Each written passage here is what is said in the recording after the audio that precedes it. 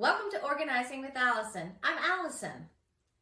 Every year, 40 million Americans move. And every year, that means gathering up your stuff and gathering packing materials so that things don't get broken or ripped or whatever on the move.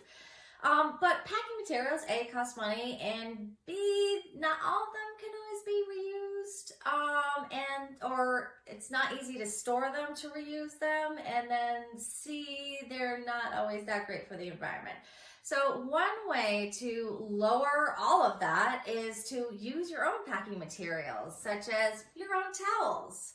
Now, I do advise that you keep at least one towel for yourself when you do move so that you can take a shower when you want to, because believe me, you're going to want to do that.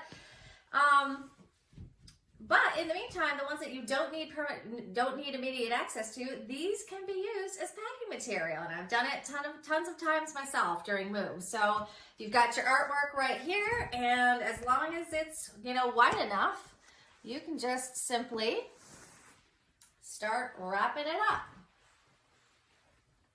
Oops, and if I did it better, this would have been impressive.